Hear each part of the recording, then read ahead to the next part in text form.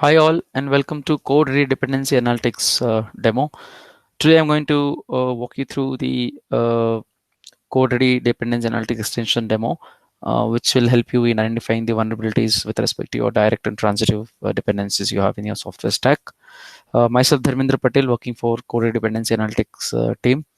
And as you've seen, I'm using a Visual Studio Code here, editor. We have extension for this IDE, which just gets seamlessly integrated into it.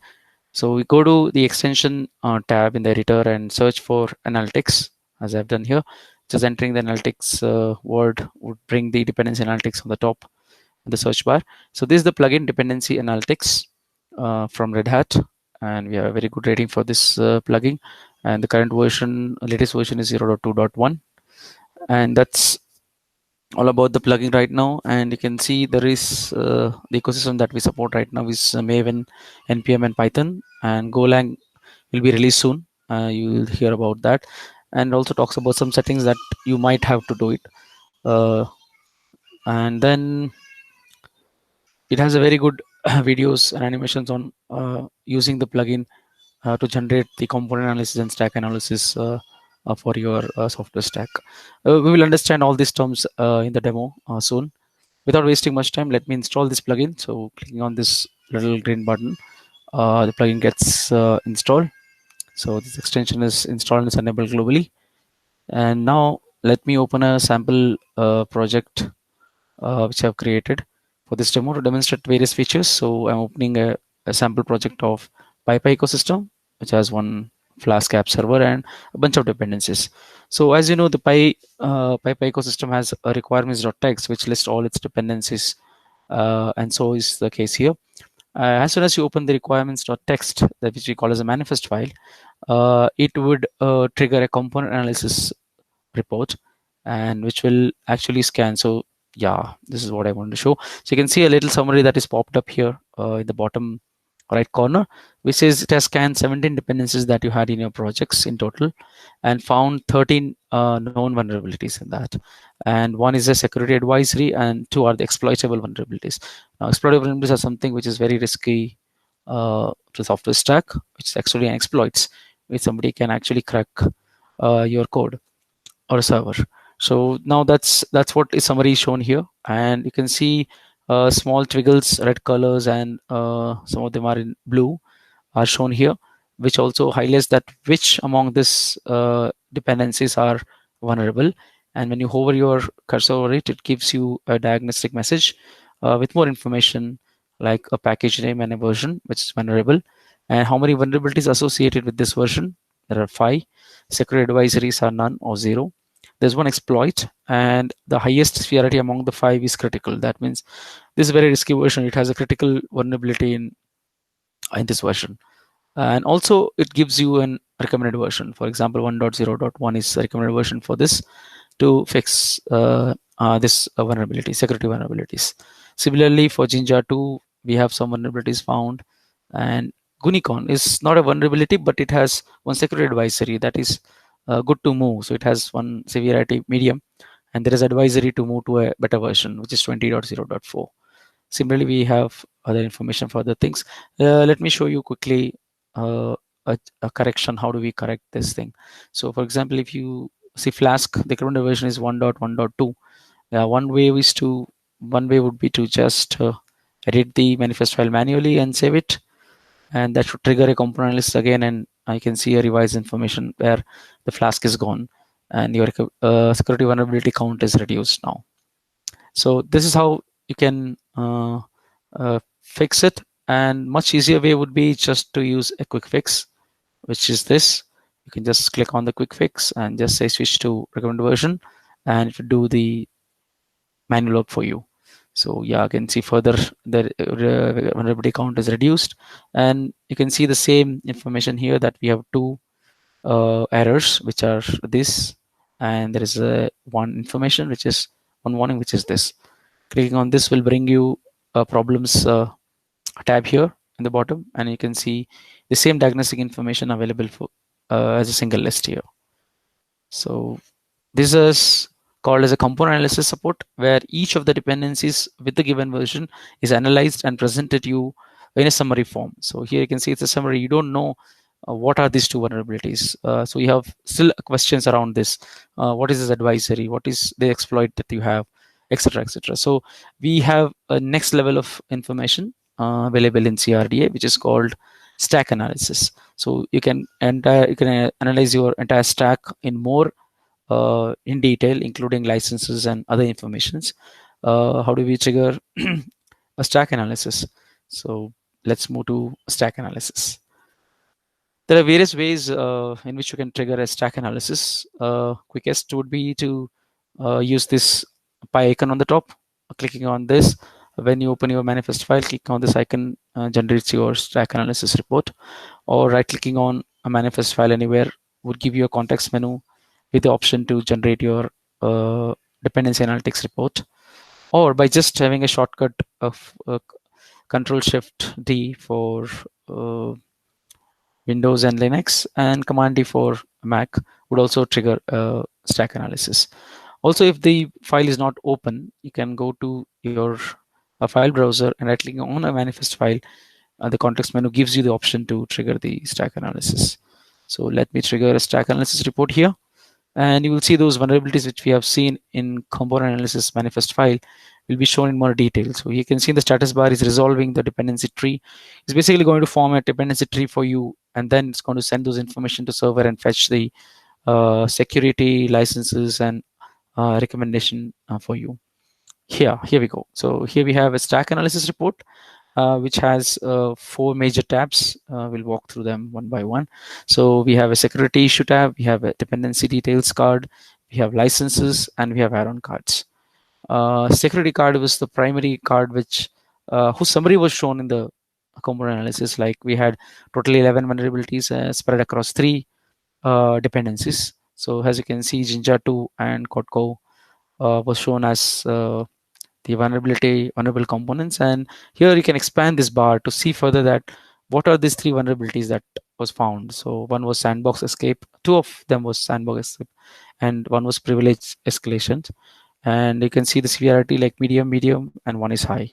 So you have more information about the vulnerability for each component, and you can see the recommended version which we have seen in component analysis as well.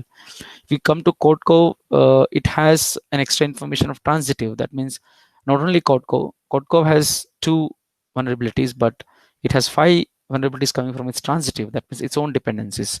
So Codecov further depends on request and URL lib3, which has vulnerabilities of count of 5.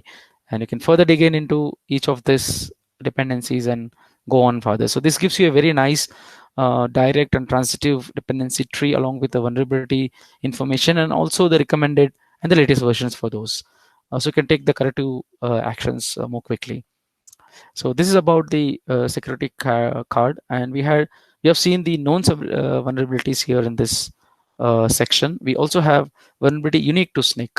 So because we have partnered with the Snake, and as you are registered with the Snake with the Snake token, you can actually get premium information from a Snake, and that's what will be shown here in this part. So these are not available to the outsiders or people who don't use Snake, or the information is not available in public. So Snake gives us early vulnerability information even before it is available to the market, and we can take corrective measures for that. And similar information on vulnerability, and you can get more information by clicking on the link. It will take you to the Snake website, which has a host of information about the vulnerability and the fix. So that's about, even you hover on this, you can see there is a Snake ID, Snake vulnerability ID. Clicking on this will take you to the page with more details about the vulnerability. So that's about the security issue card. Moving on to dependency details. So apart from security, the CRD plugin also gives you a host of information about the GitHub statistics for the dependencies that you're using. So you have totally 15 dependencies, and you can see this we have seen the current and the latest version. And also it gives you a GitHub statistics like how many folks are there, what are dependent repo count, what is their Stargaze rating, what is the usage count, and a little summary on that usage licenses and security. So there is one security issue here, so it's a warning symbol, and you can see the vulnerabilities available here. If you see, if you see the click dependency, it's all green. So it has no security vulnerability. It has usage count of 56, which is good. It has a proper license, which is BSD license. So you can see the nice GitHub statistics and other information about your dependencies in this card. Similarly, if there are any unknown dependencies that our stack has not yet come across, you can see them here, but you can hardly find anything here. Moving on to the third tab, which is our license tab, which is again another problematic or challenging area for developers to find out what is appropriate license for their software stack. Is this dependency creating any conflict with the license that I have for my stack, etc., etc. So this tab gives you that overview, and you can see there are no conflicting license. That means a suggested license for your stack is Apache 2.0, and none of your dependency conflicts with that. So there is zero issues. If there were any conflicts, it would have come here with a license which is conflicting with your suggested license. It has unknown license count if there are any license that our system could not recognize, which will be listed. Again, similarly, restrictive license, which is say bringing your stack from Apache 2.0 to more restrictive terms and conditions, and those will be listed here in the license tab. Going to the last and the final tab, which is add-ons tab. This is a tab which works using a machine learning, and it tries to suggest a companion packages or companion dependencies based on your current dependencies. So here you can see he suggested you for 5 dependencies based on the software stack that we have given to the ML model, and you can see beautiful SU4 with the 94 confidence score is recommended for your stack, and you can get again more details about that by just expanding that tab. You can also try to influence machine learning or correct the machine learning model by giving active feedback, whether it was a valid companion suggestion or it was not. So based on this feedback, the ML continuously adapts to these feedbacks and corrects this model, and it becomes better and better day by day. So that's what we have as a companion recommendations in that. So we have total 5 companion dependency recommended for this stack with this confidence score.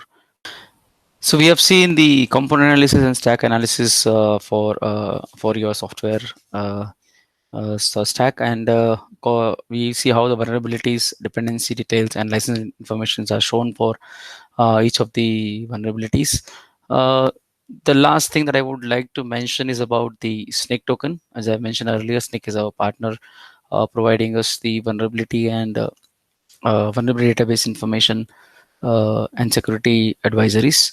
Now, if you see the early videos, it was this button, the Snake token was green color. It was for the registered user. And here I wanted to show how would you register yourself and how do you add the token if you're not a Snake user. So I want to cover another 2 minutes around this. So you can see this is the orange color Snake token icon, which will be the default when you install the plugin and you have not registered the Snake token. And the information that you will miss in case the Snake token is not registered would be like you might not know the public exploits. As you can see, it's asked for the sign up and a Snake token. Similarly, if you go to unique vulnerabilities unique to Snake, you will not see the highest severity information, vulnerability information, and also the vulnerability information. So all of the vulnerability informations you will be missing in case you're not registered. And it's absolutely free. You just have to register with your email ID, and you get a token, which I'm going to show you, and you just have to register here. So let's do that. So now you can see here, this is when you click on the Snake token button, gets a little pop-up for submitting your token here. And here there is a help if you don't have, how do you get it. So you just click on this link and it's going to take you to snake.io. So here, because I'm already registered, so it just takes me to my login screen. In case you're not, you have to sign up for the first time and then log in. Once you log in, this is how your account will be. So you have to go to general settings by clicking on your mail ID here or a name, and you click on this general settings. You'll be taken to a page where you can see API token, and it will be hidden by default. So here it says click to show. So that's what you should be doing. Just click to show, select the token, copy it, and move to Studio and paste it. So generally the paste Control P or Command P should work, but in case you have issues with some keyboard or some operating systems, you can use Edit Paste option to paste your snake token and just say submit. So once you do this, it'll be very it says registered, and now you can see the green. This box turned into green, and that's what we have seen in the previous presentations. And now you see the report is refreshed automatically, and you don't see any more on that exploit errors. So you get all the premium data which is coming right now. Similarly, you go to vulnerability next to Snyk. Now you can see the highest severity vulnerability here with the data and also a link. So you can just open and you'll be able to find details about that vulnerability. And if you further open this card, you can see also the vulnerability information has come. So it has one vulnerability and its type is this, and you have further details about the Snyk ID. So these are advantages of registering yourself with Snyk and getting more premium information and earlier vulnerability information for your stack. So it's highly recommended from CRDA plugin that register with Snyk and register token here to get more information and accurate information about the vulnerability. With this, I conclude my demo. Hope you all enjoyed and it was informative. Thank you for your time.